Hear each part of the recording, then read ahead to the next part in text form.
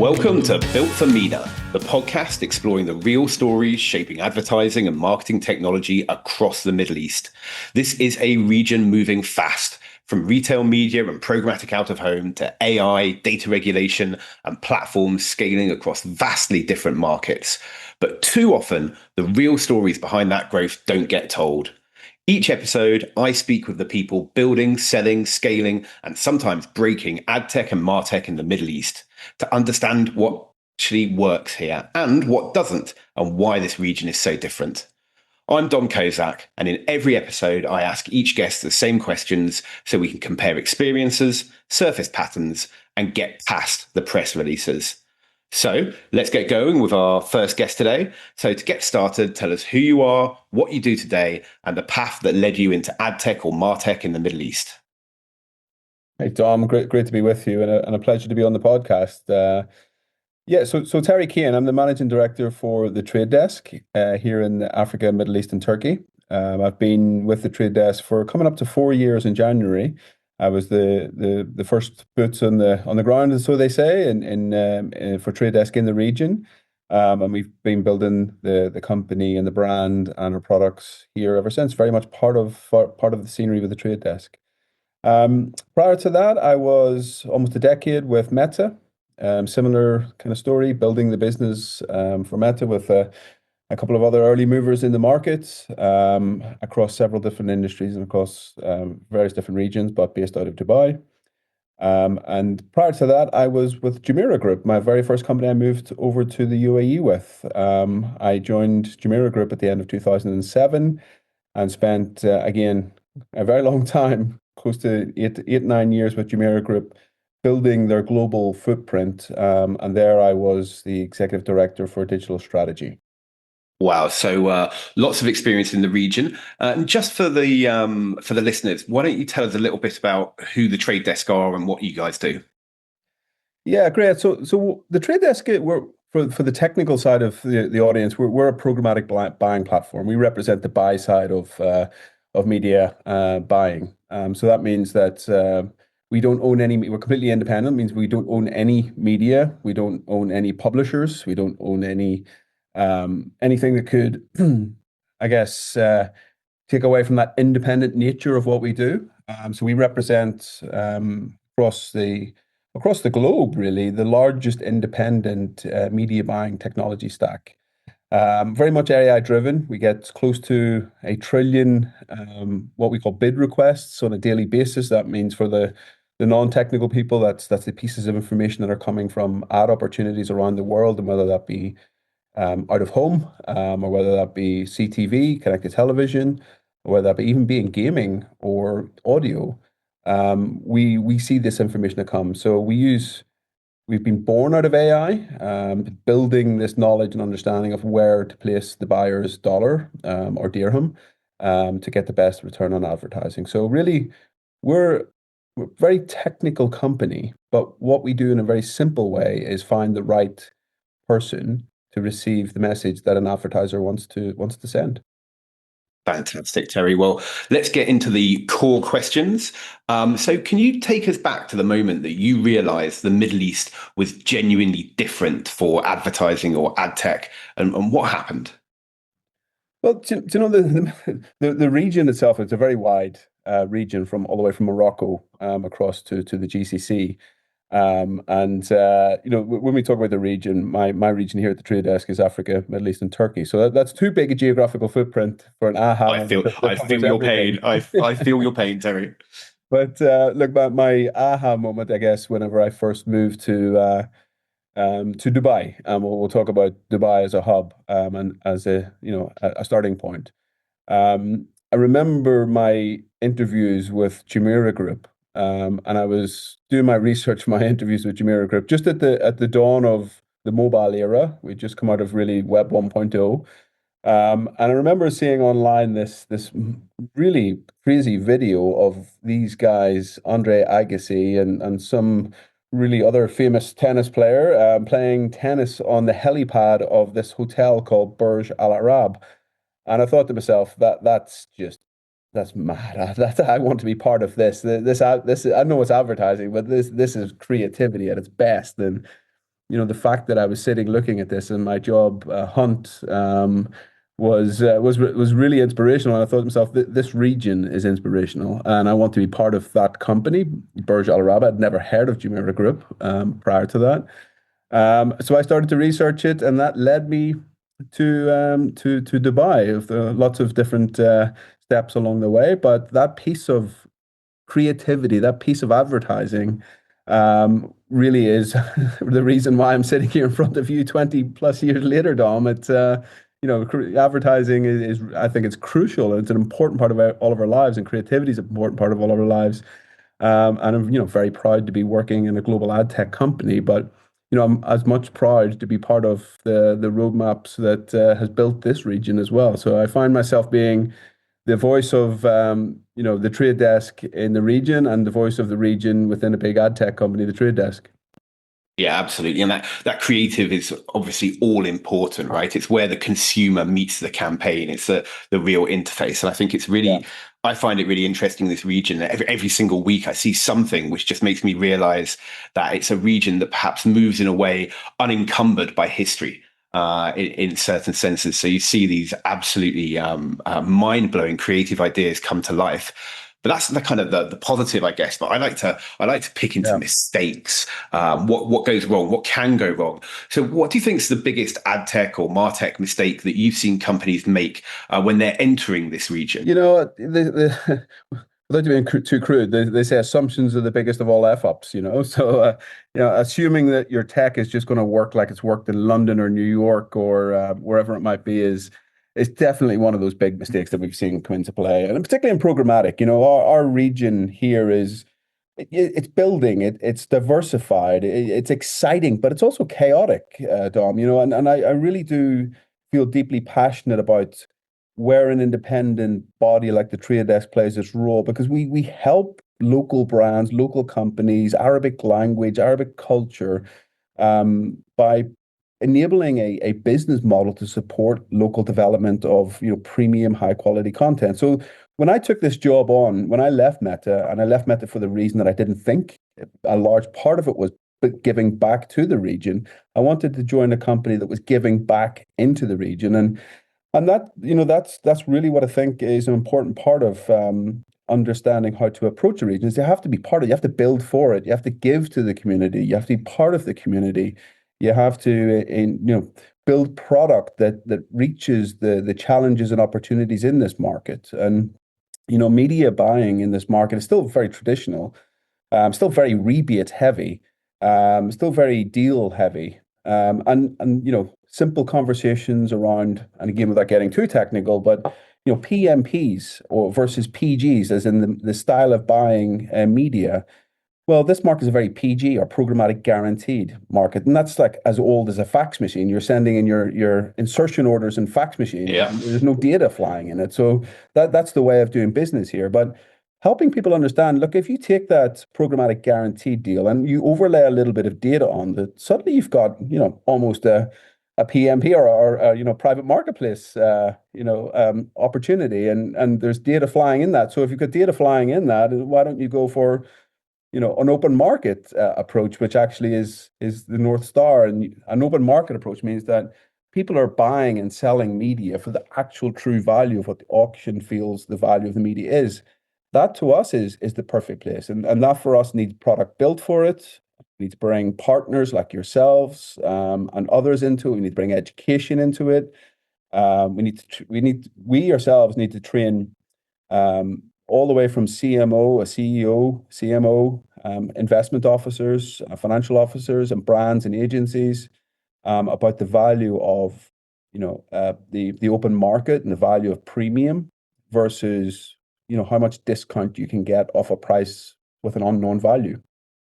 Yeah, I think that really resonates with me. I think quite often people ask me, a simple question like what is programmatic, and the way I always try and describe it is it's a toolkit.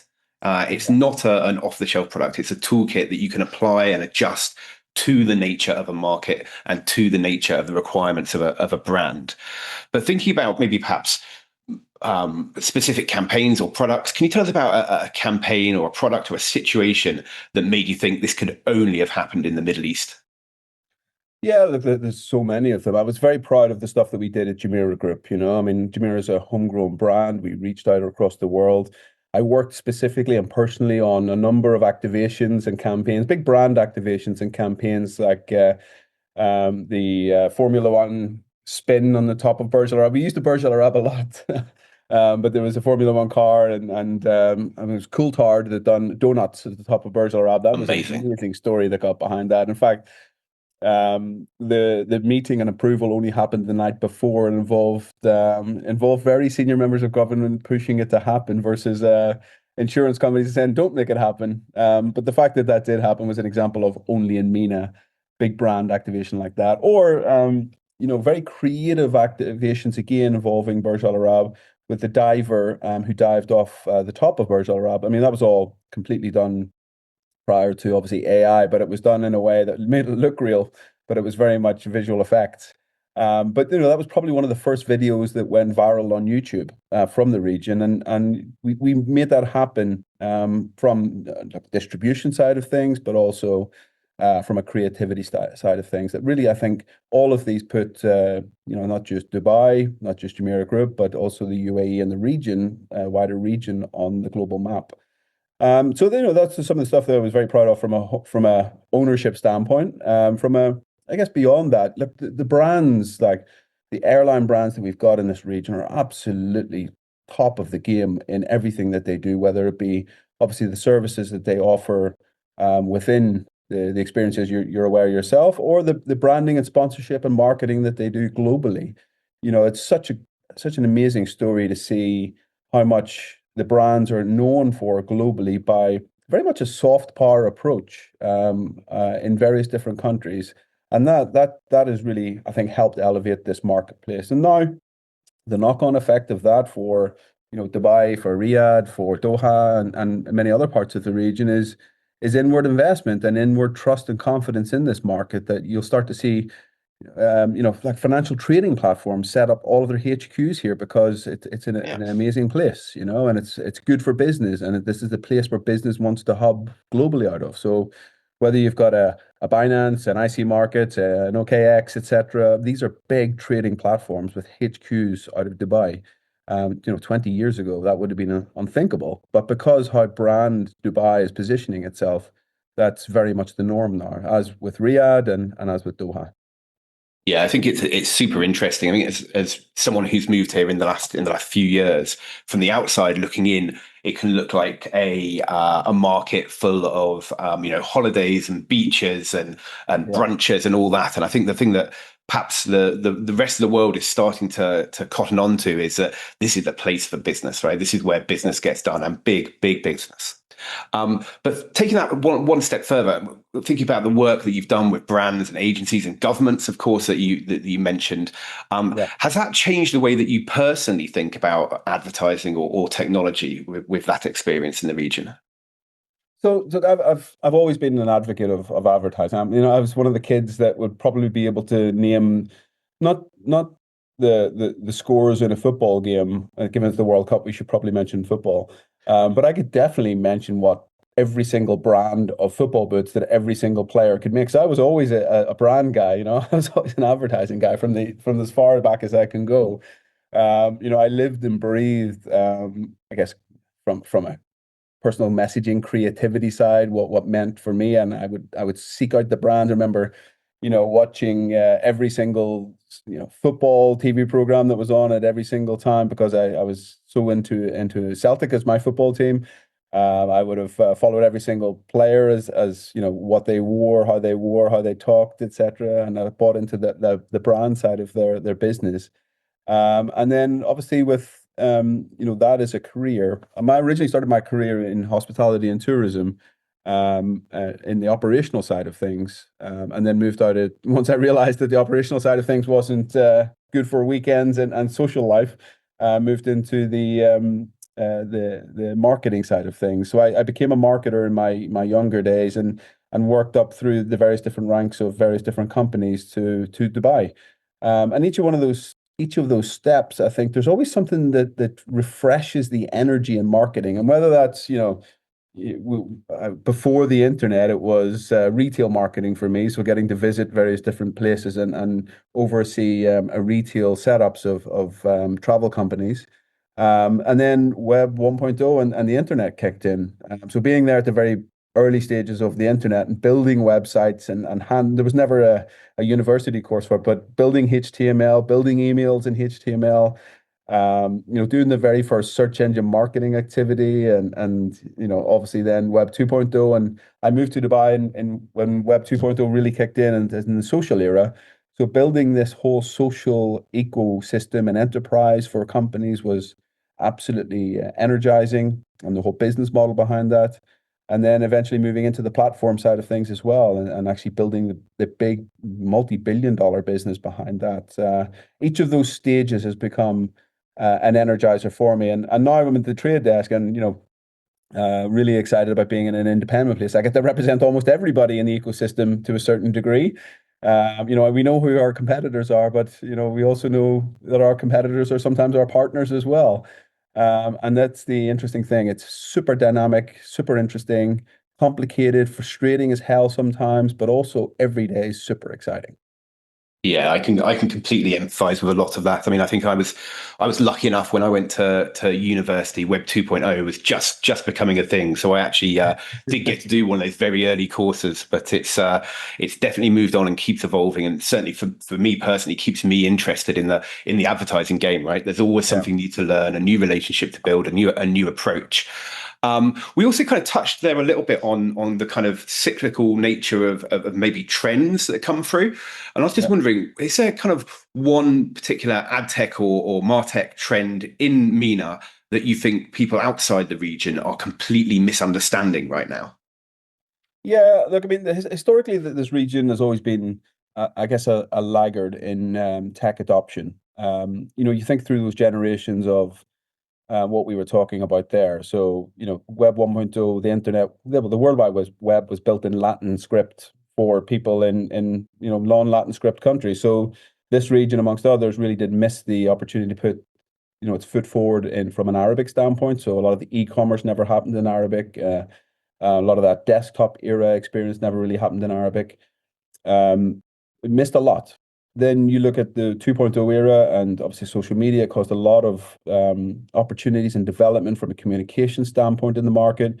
And really the region, I say that the wider region here is in Middle East and North Africa, as well as Sub-Saharan Africa, leapfrogged the desktop era straight into mobile, and connectivity really did bring commerce alive. It brought communication and connection alive, but also it created these micro companies, these micro organizations within towns and communities, etc., to trade. And then I think this next stage of development is where this region will really lead. And we spent some time a couple of weeks ago with the Minister of Economy for the United Arab Emirates, and His Excellency said that there's two things that the UAE will be trading in the future. One is oil, and the second one is gigabytes. And I thought that's such smart thinking that the future here is going to be utilization of AI. It's going to be a leading part of AI. It's going to be a leading part of financial markets. I think it's also going to be a leading part of technology from an advertising standpoint as well. And I really hope that we can be a big part of that journey with the government, along with other big tech companies in the market as well. But the future looks very bright, and that's what's exciting. Yeah, it's definitely the place to be, and the speed and scale of the developments in this region, again, as someone who's moved relatively recently, are absolutely mind blowing when you compare to things to geographies like Europe or North America, for example. But let's say that things change tomorrow and you had to do a fresh start, and if you were going to build or sell either an ad tech or a martech solution in the Middle East from scratch today, what would you do differently? What would be the core components for that? So, look, from an advertising standpoint, nothing changes than the core principle that, what's the best way to spend your dollar or dirham? From a pure advertising standpoint, how much return can I get for my shareholders on the dollars that I'm investing? And that core, I guess that cornerstone, no matter what technology, should always remain is, return on shareholder value. So whenever I look at that today and where I look to that in the future, I think we're, obviously looking to skate not just in the right direction, but to where the puck is going to be in the future. And I think obviously AI is a huge part of that, and you can't get away from talking about it. But what does AI mean, and how is it going to be implemented? And if I had to build from scratch again from this moment forward, I would be building for obviously agentic based AI, and by that I mean the utilizations of multitudes of agents across various different sizes of business, enabling various different players to, traders to manage multiple agents at the same time. I think that's going to be the future. So, traders don't manage in the programmatic world, won't just manage campaigns. They'll manage multiple agents that manage multiple campaigns that manage the granular detail of that. So that's a super exciting part of that. I think from a brand standpoint, if I was building tech for the future as well, I'll be building my brand, my consumer brand or B2B brand, with an understanding of how not just to appear from a meaningful brand advertising standpoint, but how do I build authority and importantly legacy in everything that I'm doing in advertising in order to be I guess you would consider it a naturally found brand for anything that humans want to engage with or search for or prompt for. And this is one of the things that I'm starting to really bang home, Dom. I don't know if you're aware, is that my nearing my 50s, I got back into education. I've never stopped learning, but I've started to, I'm in my third year of my doctorate right now. And the third year of my doctorate is the thesis is going to be looking at how media and tech in this region is ready for the AI dynamic change, which inevitably is going to come, and how we're ready for this as organizations and leaders, and how we're set up for success. So I guess one of the cornerstone parts of that thinking is that you've got the four P's, the price, product, price, products, promotion, and place. Well, my belief is that, the thesis is that there'll be a fifth P in the future, and that fifth P will be prompting.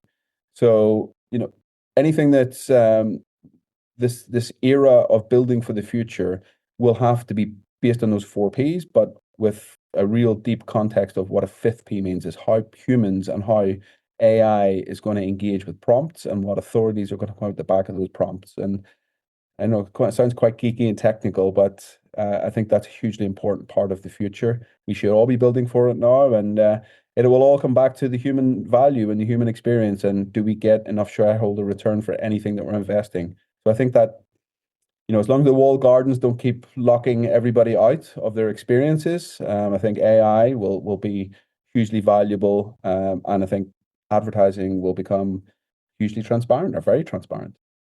So there we have it, the absolute tips from the top. Speak the language of the CFO, AI, and of course, build brand legacy, being ready for the prompt-driven future. Look, I couldn't agree more, Terry. I think the AI thing we won't talk about too much today. But even if you look compared to, say, 24 months ago, the leaps forward that we've taken, not just as an industry, but as a society, and I couldn't agree more, that is going to be part of the future, and certainly in this region that adopts so quickly. But instead of looking at the past, maybe let's kind of look into the future, into your crystal ball, if we can. So thinking about 5 years from now, what do you think that advertising in the Middle East will be known for globally? And is there something that needs to happen to accelerate that, to make that a reality? Yeah, I really believe that UAE has done a phenomenal job. And again, doubling down in the UAE here, not fully representative across all of the region. But I think they've done a phenomenal job of continuously reinventing themselves to be at the cutting edge of multiple industries. And again, you look at, tourism industry, the hospitality industry, airlines, and then more recently, the technology sector. So we talked a lot about AI, but what's happening in the sovereign wealth investments across technology is just unbelievable. The unbelievable volumes of investments and unbelievable trust and confidence in the future. As well as financial sectors we talked about as well. So there's medical sectors, another one which I think is very interesting. So this ability to continuously reinvent, I think it's got to be advertising's time soon. I think we can be the leader globally of advertising because all the components are in place. You've got the right government infrastructure here. You've got excellent leadership that is very future focused. Advertising is, it's always been at home in New York and London, and more recently in, last week in Cannes, etc.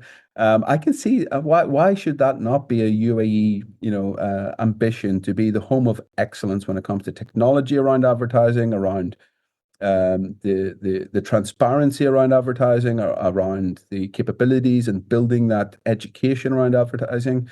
So there's so many different parts of that, and I'm an advocate of that. I'm an advocate of that in the IAB. I push for it in various other sectors like the ABG and the Marketing Society as well. And I think we're starting to see the fruition of that future of advertising and the UAE and the wider region being the leaders globally in that.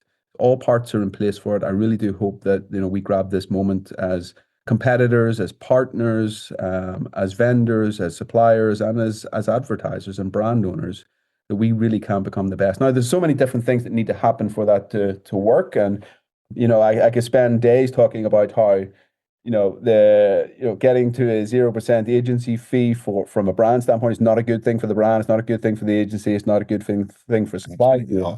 I think that's something that would take a whole 30 minutes of conversation by itself. And I think the brands need to, on their purchasing cycles, need to realize the real value that, agencies bring to their mix, as well as vendors, as well as tech platforms. And then conversely, we also need to step up to provide better to advertisers and provide better than the way we're buying currently. And that means being more programmatic, more technically orientated. We're so over leveraged on social media in this market from a spend standpoint. It's really is quite fascinating, the fact that 80% of media spend, approximately digital media spend, according to the IAB, goes into a social platform or walled garden of some sort.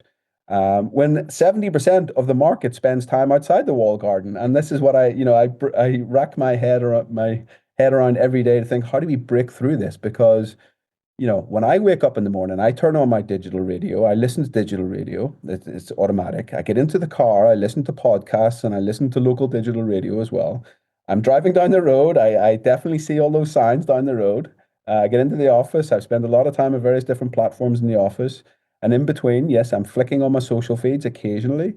But it's definitely not 80% of my time, 80% of your time or anyone else's time spent on social media, but 80% of spend goes there. And that's almost an illness in this market, which I think we've all got to overcome for the benefit of the industry, but also for the benefit, I think, of beyond the advertising buying side of things, but for local content, for local premium content, for local publishers, for local industries, agencies, large and small and micro.